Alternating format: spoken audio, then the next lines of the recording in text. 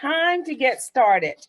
We've allowed time for everyone to start filtering in, and with the understanding that we know that people will continue to filter in. So my name is Fanny Glover. I am the Director of Equity and Inclusion at the Early Care and Learning Council. And we have some other great folks that are supporting this whole behind the scene process. We have Elijah Fox, who is managing all of our technology. We have Beth Deanna, who is also with us today, who will help us, along with Mariah Hebert, who will help us today in looking at some of the chats and the questions that I believe that you're going to be putting in the chat box. So a little bit about this process and how it's going to work. We created this platform about 3 years ago for the whole purpose of providing learning opportunities. And over the, these 3 years, we went from 5, and we've had up to almost 1,000 people that have actually signed on to listen in and ask questions and share their thoughts. The only thing we always ask and expect, and we have a very respectful audience, is to be respectful, even what you place in the chat box, because we're all here to learn and have a great conversation. So without continuing down that path, we are here today to talk about weaponizing equity plus white saviorism. And it is a candid conversation about authentic allyship. So what does it mean to be an authentic ally, especially as conversations about racism, equity, and social justice are being amplified?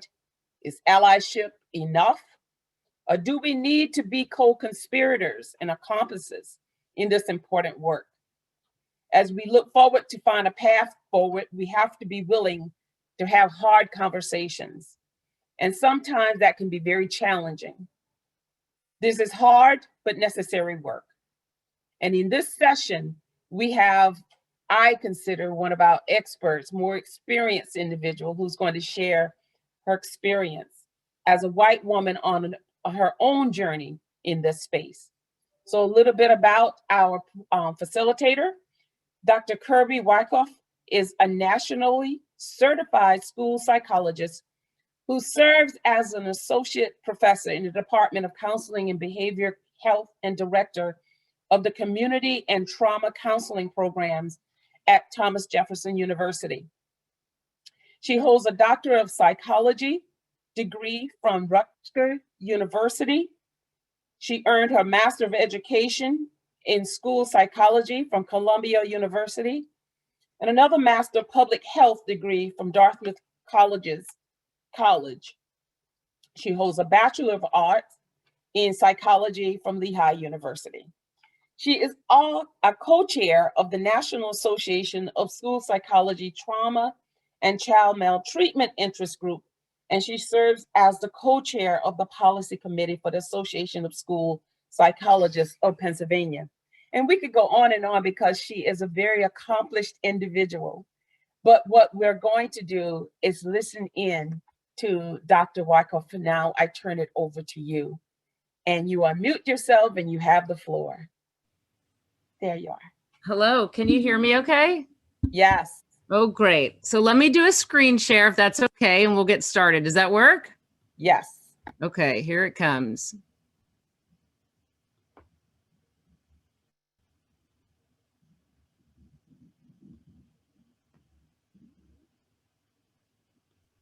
Okay, just tell me if you can see that. Looks good. Okay, great. Thank you so much, Fanny, for the introduction and for the opportunity to be here. I really appreciate it. And I'm looking forward to our conversation today. So here is what we're going to talk about in our time today. We have, I think, about an hour, and the reality is we could spend a whole lot more time than that, but we're going to have an introduction to this conversation, because the one thing I can tell you is that this is a conversation that has to be ongoing. It doesn't end after this hour. It doesn't end, after a workshop or a training series, but rather it's something that, for me at least, I am working on all the time, and we'll never get to the place where I'm done. So For today, we're going to talk about whiteness and racial identity. We're going to talk about white supremacy culture, what that is, what that means.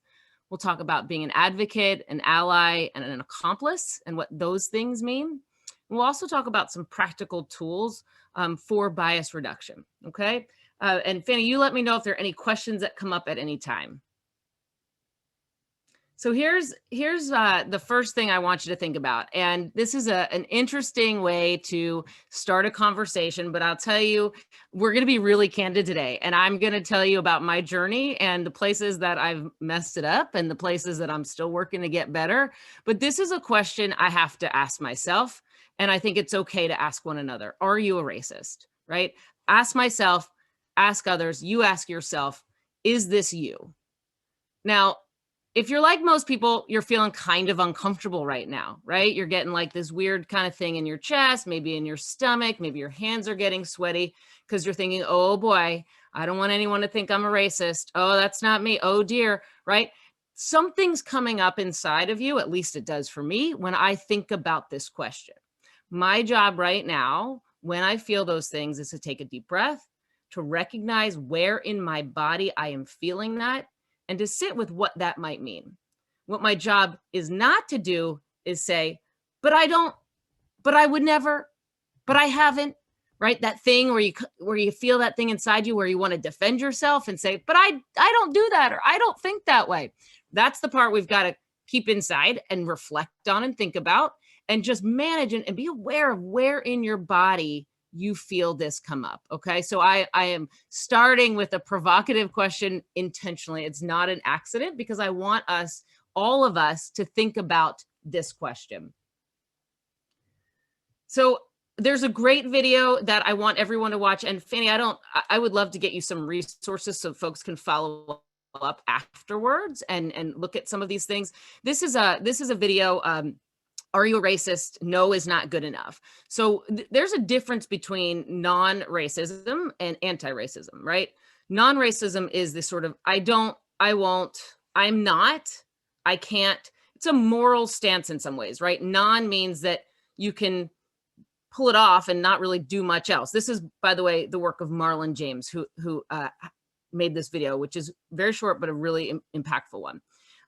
He talks about how being a non-racist means you can do it without actually doing anything, right? What he calls for is anti-racism, and as do many other folks, this idea that we're actively working against structures and systems that are reinforcing racism and racist ideology, right? Often intersecting with white supremacy ideology, which we'll talk about in a minute. So jump to the next slide here.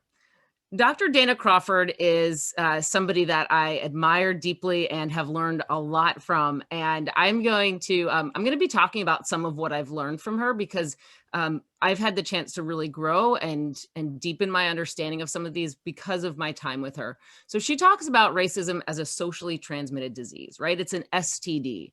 It's something that is transmitted socially between people, right? It's something that's transmitted socially between systems, and it is something that is maintained through the transmission, right? The more it happens between individuals, for example, the more it continues to happen and show up. It happens in social interaction of some sort, and it's something that is transmitted between, say, myself and someone else, right? It's something that we share and we continue to do and engage in and perpetuate because of those social interactions. So when I think about an STD and sort of how those are transmitted, it makes me think of this idea of what again came up for me when I think of the question, am I a racist, right? So Dr. Crawford says and talks about how she knows some really nice racists, right? She knows some really nice, well-intentioned people, and we'll talk a little bit about intent and impact in a bit, but really nice people who are also racist, right? And when I think about racism in this conversation, I'm not necessarily thinking about white hoods and lynching, although that is racism. I'm thinking about this more subtle, but deeply impactful social racism that happens from really nice people, right? So I know some really nice racists from Dr. Crawford. She gives some examples in her training, and we did a training together in, I guess it was in June, with Dr. Kelly Moore, and we actually had also some candid conversations, and then we worked through a few interactions, and we practiced, what it would be like for a white cisgender heteronormative woman to interact with Dana, who identifies as a Black woman, and work through some of these things. And it was a really impactful experience. But when she talks about, I know some really nice racists, she shares some of these experiences. She says, quote, this is from a supervisor of hers, a supervisor that said this at some point. "You just seem angry and aggressive." That's from a supervisor of hers, right? Saying this to a Black woman. A patient said to her once, "Oh my goodness, you're so pretty for a Black girl." Okay, that's a patient saying this to her. This is from a colleague. "You just look softer and nicer when your hair is not in dreadlocks. You should wear it straight like those Black women on TV." So the point here is that you can be a really good person and a really nice person and still have racism, prejudice, and bias within yourself. In fact, we all have prejudice and bias within ourselves in some way. The question is, when we feel that icky feeling come up inside of us, what do we do with it? How do we reflect on it? How do we use that as an opportunity to grow and improve ourselves and not hurt others in the process, right? There's some really interesting literature around some of the most dangerous people in our society being white women. And I am one of them, right? Because of our sort of liberal beliefs that make us think we're doing what we're not actually doing very well, which is why we're having candid conversations like this, right? Because a colleague of mine said the other day, the road to hell is paved with good intentions. And the reality is that, there can be some really nice folks, myself included, that are also racist. So when I think about that, and I think about, the road to hell that my colleague was talking about, it makes me think about this idea of intent versus impact. This is something that when you feel but I didn't mean, but that thing inside of you, that is your knee-jerk reaction. And I'll say my knee-jerk reaction to defend, I didn't mean it, against intent, right? But I wasn't, right? But the reality is that doesn't actually matter. What matters is how it landed and how you were experienced in that moment, right? So if you're like me and you've ever had a moment, and by the way, like, just because I'm on this journey doesn't mean I don't still have these moments. They happen. Trust me, they happen. One of them happened last week, and I had to check myself and take a deep breath and connect with my peers and colleagues and some other white folks and get some feedback on what I needed to do with that. But I had one of those moments where I went, but wait, and it was that thing inside of me that wanted to defend myself and signal a flag that says, wait, I'm not a racist, I promise, right? But the reality is the thing that I did, the way that I interacted in that certain situation impacted someone in a really hurtful way. The good news is that they felt safe enough to give me that feedback, and we can work through that. We're continuing to work through that. But if you have ever felt that thing bubble up inside of you where you want to just say, hold on, I didn't mean it, then know that you're in a really good place to grow and to think about intent versus impact. Because the reality is that how we land and the things that we do maintain that socially transmitted disease of racism. And it's something that we have to think about and we have to integrate into our awareness. I'll tell you, it's hard to do, but it's really necessary and important work. So yes, the answer is I have performed racism. I have. And there are days when I continue to do it and I chastise myself and I say, but I didn't mean it. And while they're happening less and less frequently, for me to sit here and tell you that they don't still happen completely ignores the fact that I have been socialized to think things that I have been socialized to think and believe in a country that is predicated on stolen labor and stolen lives, right? I am a white woman existing in this country, and yes, I have been socialized to think certain things. What I do with that, though, is what we're talking about today, right? How do I manage that? What do I do with that when I have that feeling come up inside of me, or I admit to myself, that I've done things that have hurt people, or that my ancestors have done things that have hurt people, right? Certainly there's going to be shame and guilt and maybe tears. White woman tears, a whole nother conversation. We'll touch on it a little bit, right? But the reality is I have to be aware of these things in order to do better. And I'm getting better, but I'm not there yet. And there's a lot of room that I have to grow. And the answer is yes, I have performed racism in my life. And if you're on this call, it's because you care about things like this and you want to have this conversation. And I would ask you to ask yourself, have you done this as well? Take a moment, just reflect on that for a second. Probably notice that you'll feel something come up inside of you where you say, but I didn't mean. And if you do, you're in good company. You're in really good company. As you sit with that and feel those uncomfortable feelings, I want to talk a little bit about whiteness and racial identity. And now sometimes folks say, well, like whiteness isn't a racial identity, right? It's just, you're just white. I don't know. It's just the thing. Well, in many ways, we've been socialized to believe that it is the default thing, but the reality is it's not, and it shouldn't be. And there is an identity that comes with being white, but we often don't think about it because we don't have to, right? It's just something that is.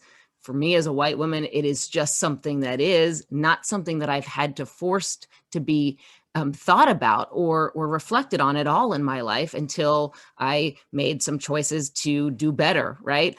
So there's a really great article. And like I said, I have some resources, Fanny, if it's okay with you, that I'll share with folks, because again, I see this as a part of a conversation. Yeah, please. Okay. So this is one of them. This is an article that I really like. I use it a lot in my teaching. And I'm going to ask you, if you're a white person on this call, for a moment, think about yourself and think about your own life and ask yourself this: would you give up your whiteness? So just think about that for a minute. I'm thinking about it right now. Would I give up my whiteness? I've thought about this question a lot. I've had probably more time to process it than some of you that are hearing it for the first time. But I want you to continue to ask yourself that question because it's part of this conversation. It's part of the conversation around being an authentic ally and how we work to make things better in our own lives and the lives of the people around us. So this is an article where the author, who's Zoe Burnett, asked the question, would you ever give up your whiteness? And they asked almost 80 white people if they would give up being white.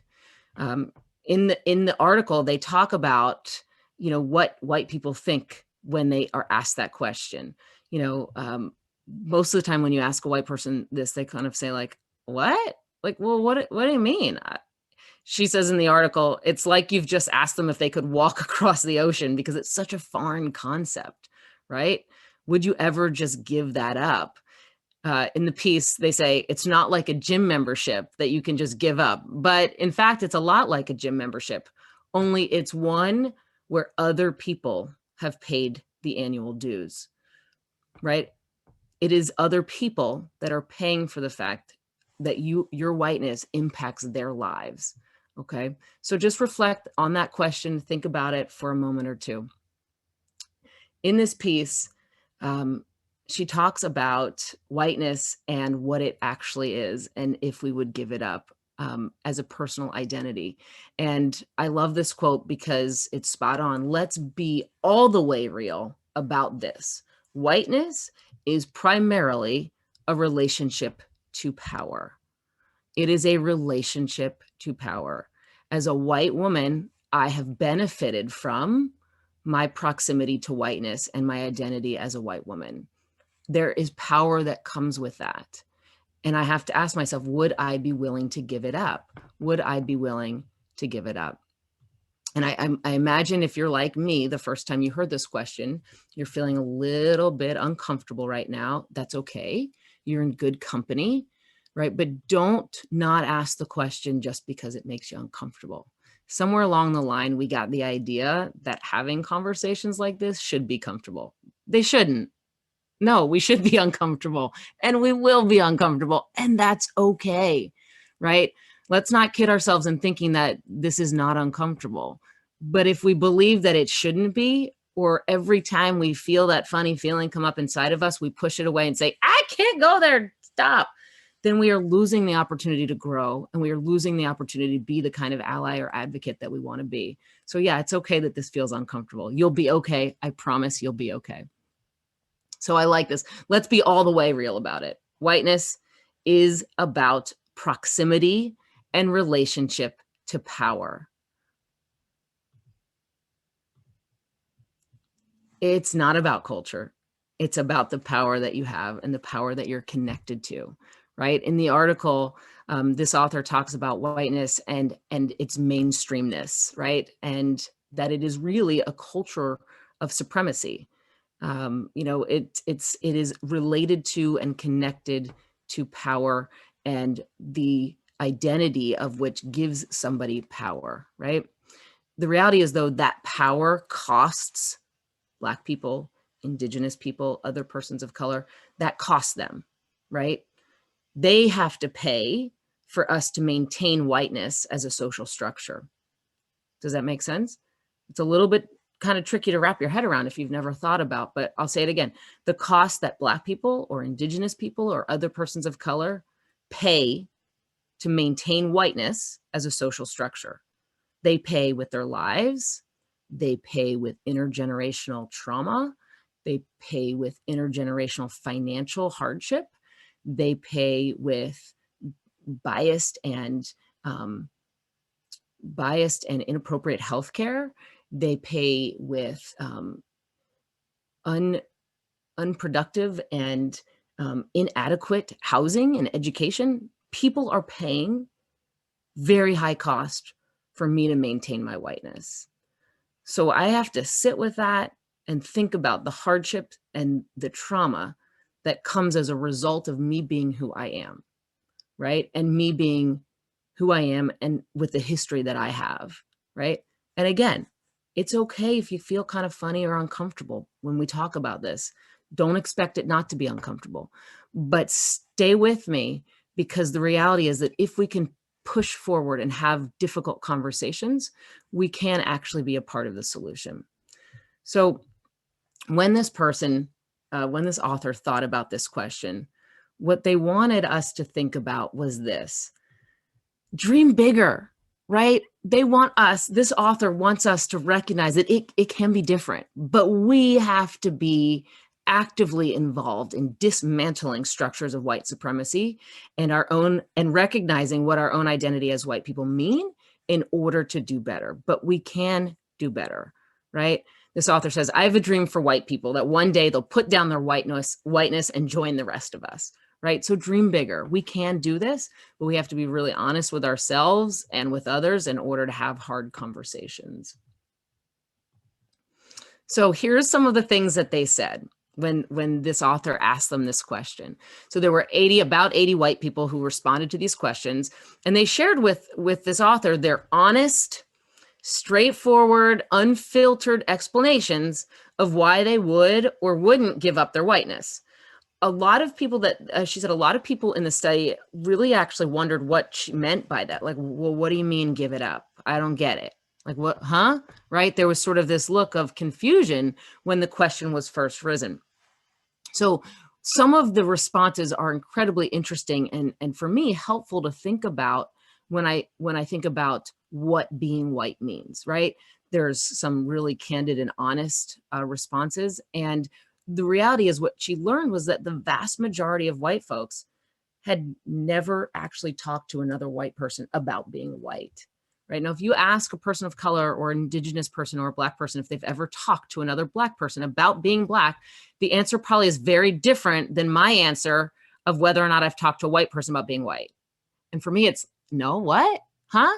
Right? But that's not the answer that you get from folks who come from historically minoritized and oppressed communities. You get a very different answer. And that reality is something that we need to think about and be honest about. So a lot of the respondents talked about wanting things to be equal and how they should be equal. And, you know, while that is the author says that's a laudable goal, right? That's a lovely goal. But let's be real, it's an unrealized one, right? It's, if we're living in the United States right now, then it is an unrealized goal. Equality is an unrealized goal. So the white folks who responded to this survey, she talks about how they, by and large, generally got the idea, sort of, that being white is easier than having a different identity, maybe even safer than having a different identity. There was some maybe mixed understanding of how much they realized that there were advantages and social privileges or social capital that came with that. But they did admit that they rarely really thought about what it means to be white, which I think is really interesting, and for me, really telling, because it tells me I have work to do on myself and with a lot of other white folks about this work, right? Let's see. This is one of the respondents. I never think about my race. I mean, think about that. I never think about my race. Never. I had to put a lot of thought into some of these answers because I never think about race. That's from about a 40-year-old man in New Jersey. Never thinks about race. Okay.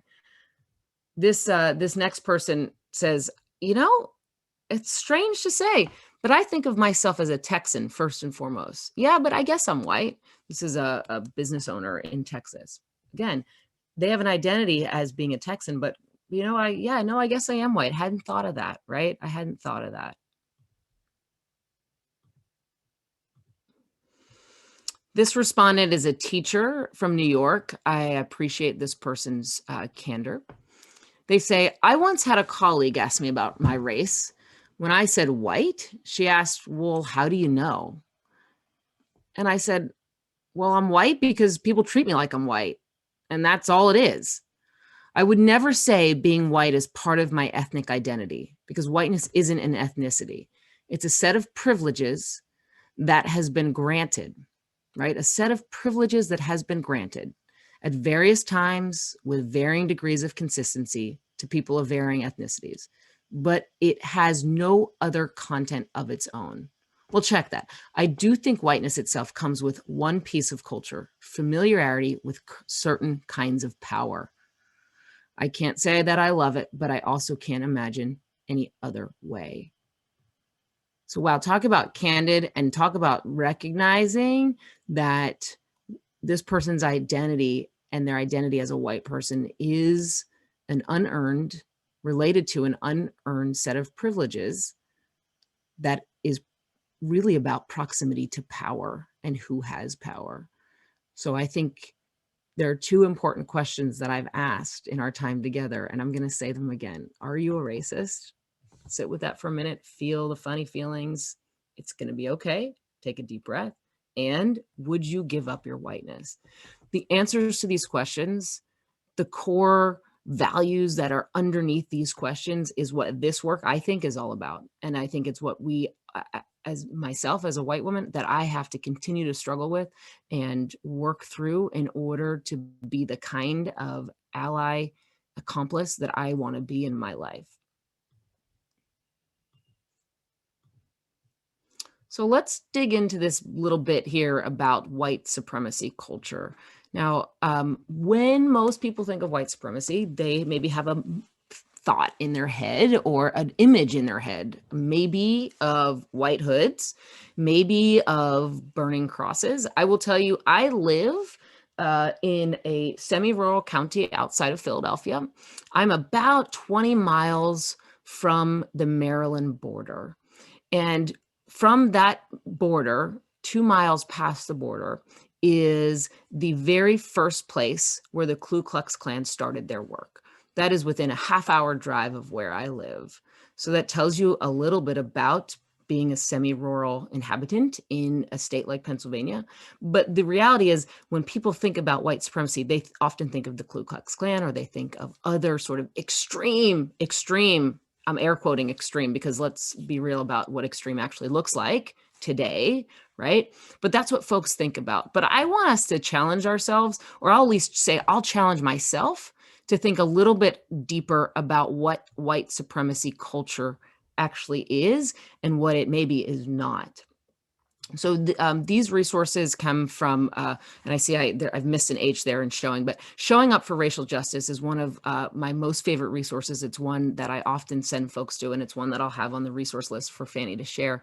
But this idea of white supremacy culture really is so deeply embedded into our society that if you're a white person, you probably don't even realize it's there most of the time.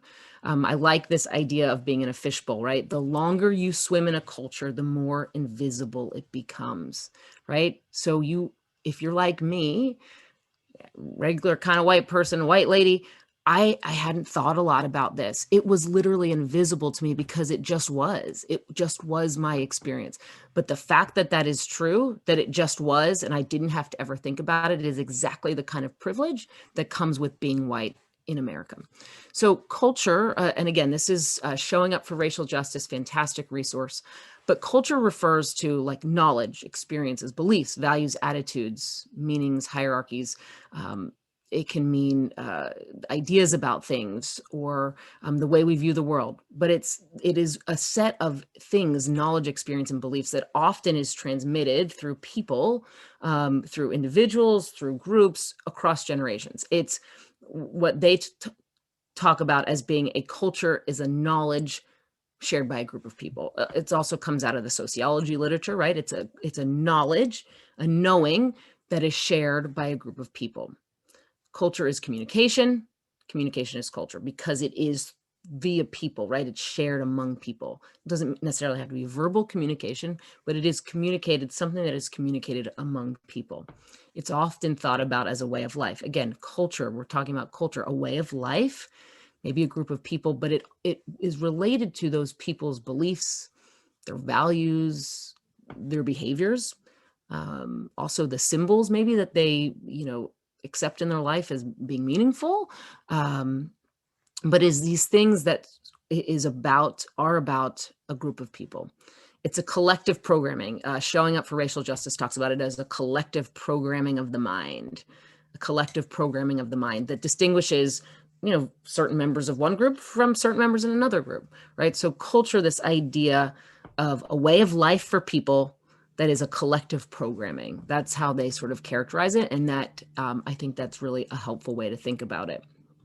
They go on to say then, what is cultural racism, right? If we now have a sense of what culture is, then what is cultural racism?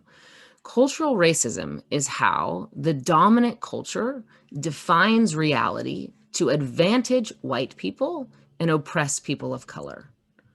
Okay, so talk about that. It is how we define reality.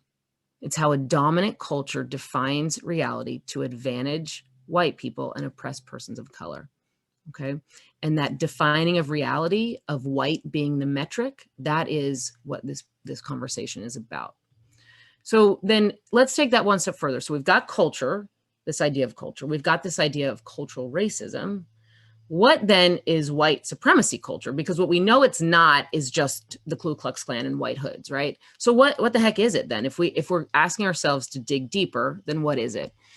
White supremacy culture is the idea, also known as an ideology, right? So you'll sometimes hear people say white supremacy ideology in the literature and the scholarship. You often see it referred to as white supremacy ideology, but it is an idea. White supremacy culture is an idea that white people and the ideas, thoughts, beliefs, and actions of white people are superior, meaning better than people of color and their ideas, thoughts, beliefs, and actions, right? So it is this idea that white people are better. Bottom line, that's what this is. So it's not just the Ku Klux Klan. It's just not just hoods. It's not just storming the Capitol building, although all those things are included here, but it is just the idea that white people are better than everybody else, okay? And if you think about it like that for a moment and you ask yourself, well, why in the heck is that? That's the point. It shouldn't be, but it is. And the question is, what are we going to do about it? Because folks that look like me, we have a really big role to play in this conversation. I'm going to share a story with you. So as my career unfolded and I was working, in mental health and working with a lot of families who were experiencing mental health challenges, a lot of kids who, were getting diagnosis like ADHD or oppositional defiance disorder, learning disabilities, sometimes depression and anxiety, I started to have questions about the world around me, right? And now I grew up in a very white, very middle-class suburb of Philadelphia, right? So when people ask me that question, when was the first time you thought about race? It wasn't for a very long time. And while on one hand, I should probably be embarrassed by that, that's just real. That is really how it was for me, and there's no getting around it. So I'd rather be open and candid about it and talk about how I'm addressing it than pretend that I actually have been good at this, because I haven't, right? I have not. So as I'm going through my career, I'm starting to see things that are making me really uncomfortable, that are making me angry at times, that are even making me feel very tearful and emotional at times, which I had to kind of figure out, what the heck is this white lady tears about? Why am I doing that?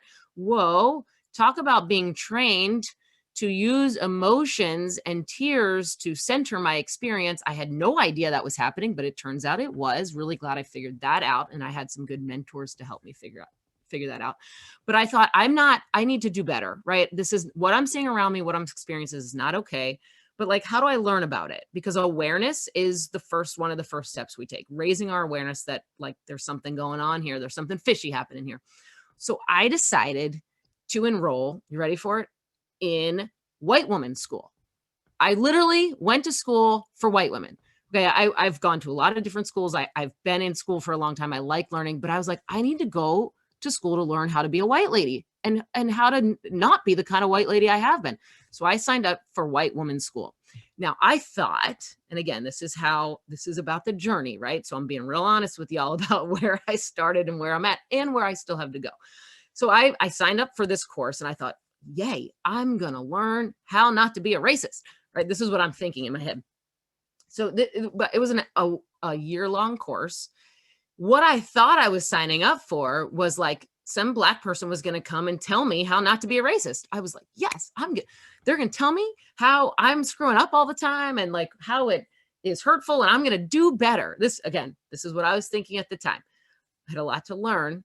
And one of the first things I learned, and I was very confused until I was able to sit with it and kind of reflect on how ignorant I had been, quite frankly. Well, guess what? The teacher was a white person. The other people in the class, they were white people. You know why? Because we had to do a lot of work with other white folks in order to understand this stuff, right? And it's not a person of color's job to teach me about how I'm a racist. But in my mind, I thought that's what I was signing up for. But the reality was that I actually had to do work with other white folks and continued to do work with other white folks in order to understand my own whiteness and the role that I play in maintaining white supremacy ideology, because I do, right? I benefit from the power that comes with my identity, and I need to constantly be thinking about that and being aware of that and being aware of that little thing that comes up inside of me when I want to say, oh, but I didn't, right? I've got to sit with that. So white women's school, let me tell you, I learned a lot. I learned a lot from some really, really thoughtful, reflective people who know a whole lot more than I do. I came out of that journey recognizing that I would never be able to check off the box that said, yep, I'm all good at being a white person. I know how to do this really well. No, I don't.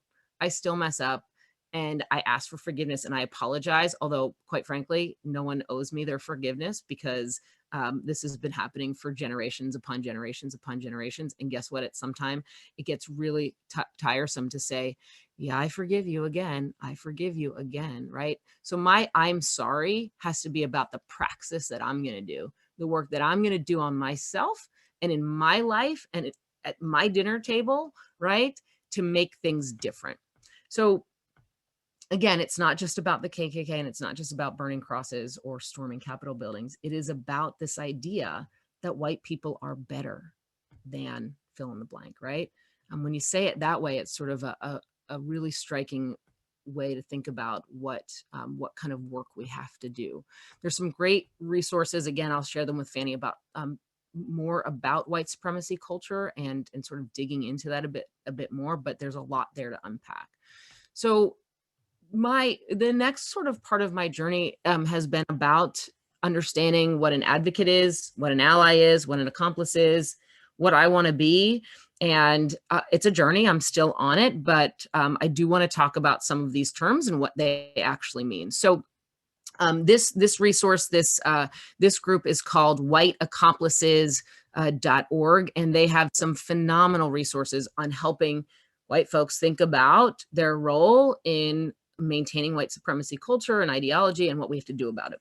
So they think about this on a continuum from actor to ally to accomplice. So actor, again, this is from whiteaccomplices.org, and I'm being really careful to share every source that I have, because these are not my ideas, right? There are a lot of other folks that came before me that talk about this stuff, and it's not me making this up. It's me learning from other people. And I think it's important that when we have these conversations, we're real honest about who had original ideas, because for sure, these were not my original ideas, but often folks that look like me present ideas as their own when in fact they were maybe not their ideas, and somebody else, typically a person who has lived experience being oppressed, actually had the idea, yet we've somehow made it our idea. So just something to think about at any rate. But this resource, whiteaccomplices.org, is actually a resource that was created by minoritized individuals, right? Persons who have experienced oppression, intergenerational oppression, persons of color who basically said, we're going to tell you what you need to know. And my point is, let's give them credit for it, because this is not my idea. Okay. So actor, they say the actions of an actor do not disrupt the status quo. Much is the same as a spectator at a game or sporting event. Both the spectator and the actor only have a nominal impact, a small impact in shifting big picture outcomes, right? So only have a small effect. An actor or a spectator, somebody who's watching, only really has a very small effect. Such systems are challenged. These systems are challenged when actors shift or couple their actions with those from allies or accomplices, meaning they do more than just watch, right? We do more than just spectate. And if you speak honestly and candidly with at least my honest in conversations with my colleagues and friends and people that I love and care about who are also people of color, they will talk a lot about the white gaze and being evaluated and feeling like they're in a fishbowl when white folks show up and want to talk about things like equity. So just be aware that watching and doing nothing is not good enough, at least not for the kind of life I want to lead. It's not good enough. The actions of an actor don't explicitly name or challenge white supremacy ideology. They don't challenge it, but that's necessary in order to progress towards racial justice. So if we really want to talk about racial justice, we need to do more than just watch and observe. The whiteaccomplices.org folks then talk about this idea of being an ally. So you've got actor, then you've got ally. Now, they say that ally is typically considered a verb. So what do we know about verbs, right? Go back to like 8th grade English, 7th grade English. A verb is something that needs to have action, right? It's a thing to do. One needs to act if they're going to be an ally, right? You have to do the work. You have to do the work. And by the way, it's not like a title you can say that you do, like I'm an ally. No, your allyship is what you do, not the name that you give yourself, because performative allyship is a whole nother bag of tricks, but has to do with this idea of us doing stuff because we think it looks good, or we think that's what other people want to see. And it's there. It's a thing we have to think about, which is why it's really about what you do when no one else is looking, not what you do when you speak really loudly and you say, look, I'm doing it. I'm being not a racist. See, that's like not the real deal stuff. You know, that's really more about what you want people to think about you than what's actually happening, right? So the actions of an ally have a greater likelihood to challenge institutionalized racism and white supremacy than an actor, right? An ally is like a disruptor and an educator in spaces that are dominated by whiteness. So for me, when I think about my journey, I certainly, did a lot of watching. Well, first, heck, before actor, I was like oblivious. So let's start with that, like unknowing, right? Then actor, then this idea of being an ally, right? A disruptor or an educator in spaces dominated by whiteness. So like an ally might find themselves at a social gathering or at a workplace, maybe where something inappropriate or hurtful or racist is being talked about. And instead of allowing it to continue or even walking away because we're uncomfortable, we would interrupt the conversation and say something in that moment. We would use our identity and power, proximity to power, to actually disrupt and interrupt. Let's be clear, being an ally is not an invitation to be in Black and brown spaces to go and get bonus points or brownie points or lead and take over and explain. Like if you're in a group where you're the only white person or you're one of a few white people, like don't talk. Your job is to listen, right? You're not to talk over people or to explain for your job there is to be a listener and a supporter. It is not about you, right? In almost every facet of my life, at least, whiteness is centered, right? It's the center. So be really aware when you go into spaces that you are decentering yourself actively, right? Not passively, but actively. So this idea of actor, then this idea of ally. There's a great video about being an ally that I'll make sure that Fanny gets. Then we have this idea of being an accomplice, okay? The actions of an accomplice are meant to directly challenge institutionalized racism, colonization, right? Things that have to do with our history of colonizing, taking things from people, right? Claiming their ideas and practices as our own, right? But being an accomplice means directly challenging those things, right? It's going really directly to this idea of white supremacy and using your role and your power to actively disrupt, right? So the actions of an accomplice are informed by, often directed by, and often led by Black and brown people first, right? Indigenous people first, other people of color first. So when you're in the space where you are taking the guidance of and following the lead of marginalized communities to disrupt institutionalized racism, then you're in the accomplice space. So I'll give you an example.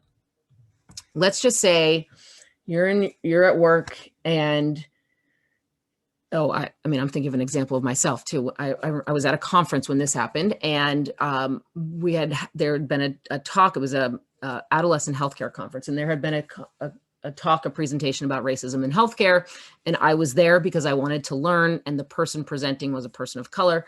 And afterwards, a couple people sort of stepped outside and were standing in like a little bit of a circle, just kind of talking about their experience. And one of my colleagues had said, hey, I think you'd want to hear this conversation. So I enter into the conversation. And at that time I was probably, one or two white people who were in that circle.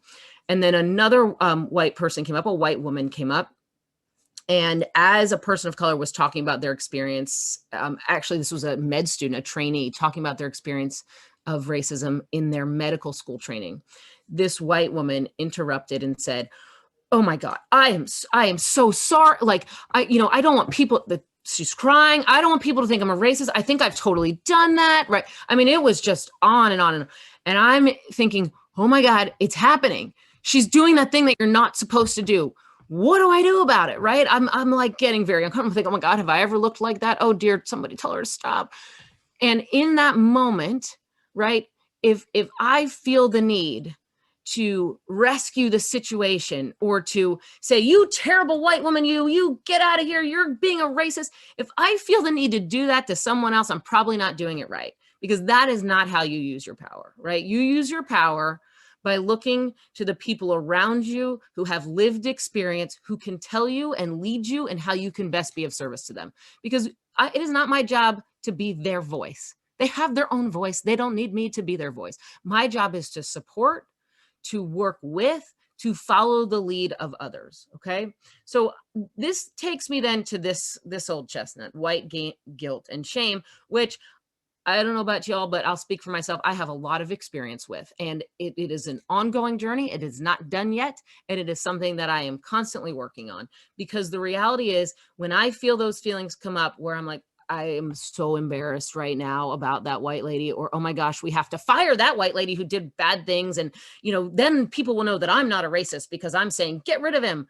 That is my own stuff, my own guilt, my own shame, right? which is, you know, well earned in many cases, right? I have a long intergenerational history of taking things from other people. I have to be aware of that. But the guilt and shame that comes with it is my responsibility. And now I can go into spaces with some other white folks and talk about what to do with that and how to handle that. But what I cannot do is have that spill out into spaces where other people are, where it just further makes it all about the white person, right? So that's our job to deal with. Like, we have some homework to do there in making sure that we are really being thoughtful about what we do when uncomfortable feelings come up for us, okay? So let's spend the last few minutes talking about like real practical stuff. Like, okay, what do we do about it? How do we do something, right? How do we do something? So when I think about doing something, I think about Dr. Crawford, because I have learned from her really how to think about reducing my own bias and actually being in these spaces in ways that allows me to be more effective.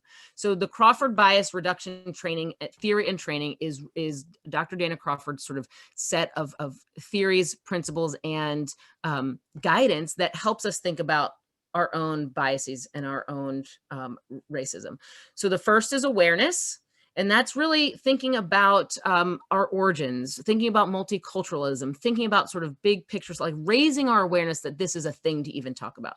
Then it's about investigation, right? Actively exploring, engaging in the process, investigating for me and for you, investigating what is it that triggers my bias, my prejudice, my racism? What triggers it? What does it look like when it shows up? The investigation I have to do is in myself, right? I've got to think about and engage with this idea that something happens inside of me, something happens in my brain and my mind that triggers my bias, prejudice, and racism. What is it? So that experience that I had just last week, right? I had to step back after that situation where I felt the, but I didn't mean it, come up. I had to say to myself, gosh, Kirby, what was it that triggered you in that situation? What brought that up in you, right? And then the next part of Dana's model and idea is that we have to reduce it. We have to actively try to reduce our bias and prejudice and racism in all the ways that it shows up and then impacts others, okay? Now,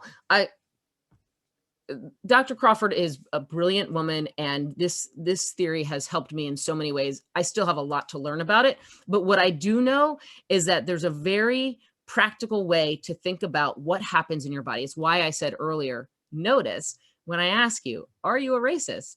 Would you give up your whiteness? The stuff that you feel in your body is about checking in with yourself. Like when I notice that my palms are sweaty, or my heart is racing, or I feel this thing that comes up in my throat and has me want to say, I didn't mean it. I have to think about those and be aware of those and say, whoa, okay, I feel that in my chest. I kind of feel it in my palms. They're a little sweaty. Maybe my throat's dry and my mouth is dry, right? Physiologically, you will see something in your body because it feels stressful and uncomfortable, right? That's the point, is that's okay. It's just, what do we do about it? So the first is we have to listen. These are the steps in Dr. Crawford's theory, which I would encourage you all to check out. There's a couple great YouTube sessions that she is, webinars on her model. But this first is this idea of listen, then empathize, tell your story, understand, and psychoeducate. It's called the let up model. But the idea is that we have to start with what comes up in me. Why am I feeling the way I'm feeling? What is being triggered in this moment? And then listen, right? And then there are these things that we can do to help us navigate those uncomfortable situations. In the training that Dana and I did together, we actually worked through a situation using the model. So she had an experience as a Black woman that was an experience of racism that was perpetuated by a white person.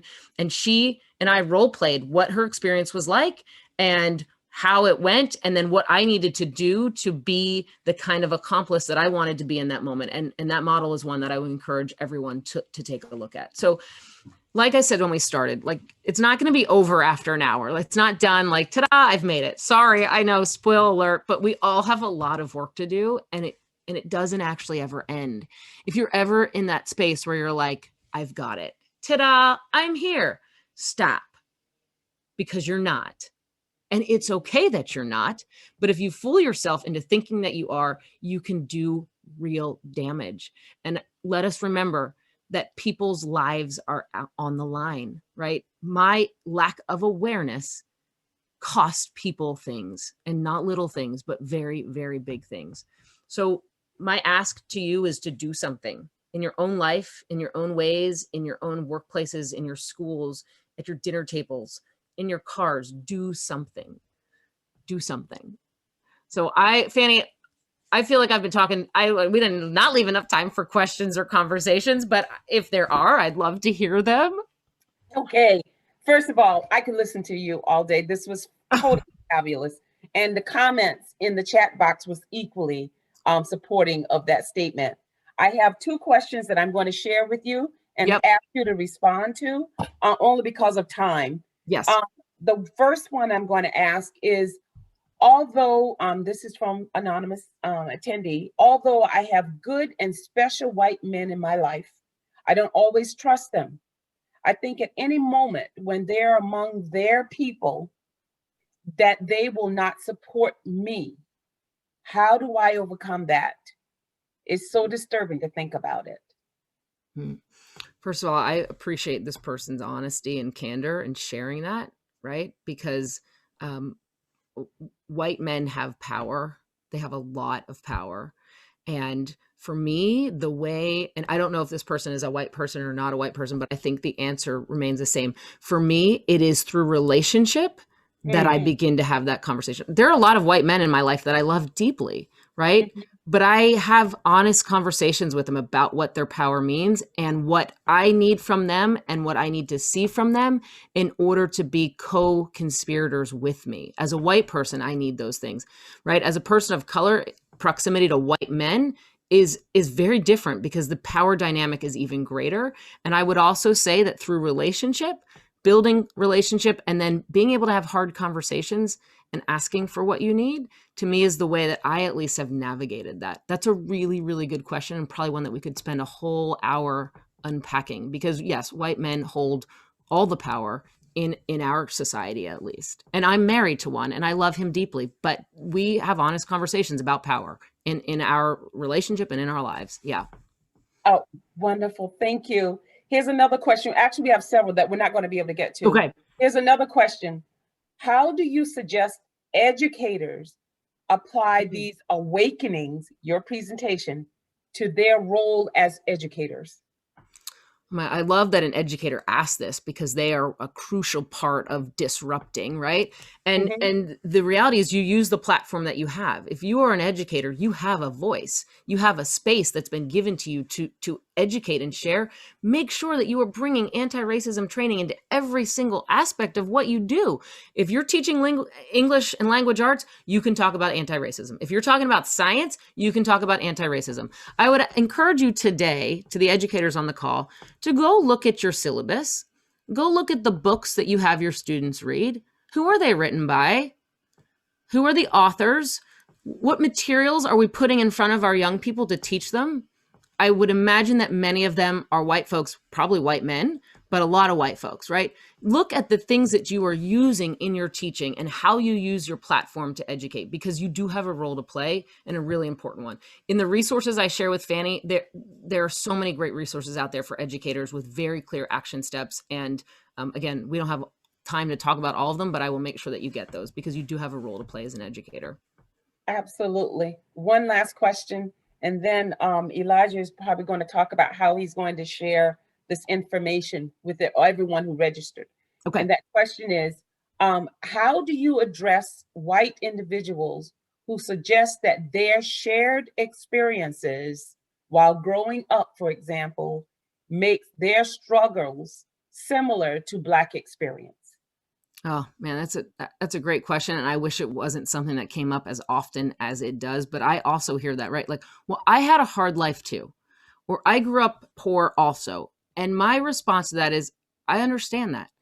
I can appreciate that your life was hard, but the color of your skin is not what made it hard, right? That is not what made it hard for you. Something else might've made it hard, but it is not your racial identity. So, I know that I have a lot of work to do with educating other white folks around me about that and being really honest about it. Like, hey, I'm not saying you didn't have a hard life, but the color of your skin, or if you're a heteronormative person and you say to somebody from, say, the trans community, well, I've also had a hard life. Yeah, but your gender and your sexuality is not one of the things that made it hard. Yeah, it's a great question. Thank you so very much. And Elijah, I'd love for you to share with everyone what is going to happen next, because there are a lot of questions like how we get the resource and that sort of thing. Absolutely. Thank you so much, Dr. Kirby, and thank you to all the attendees in attendance for this presentation. What we'll have is a Zoom follow-up that will contain the recording of this presentation.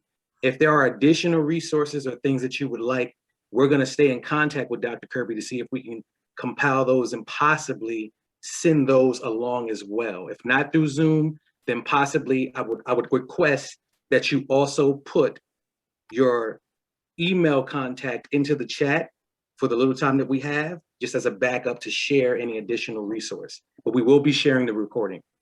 Awesome, thank you. And I will say, I put a lot of these resources on Twitter and talk about them. And so, yeah, there's stuff out there. There's a lot of great information that's out there, and there are ways that we can do this, and we have work to do. Yes, but thank you so much for this great presentation, and we're all going to be the better for it. Thank all you. of us collectively.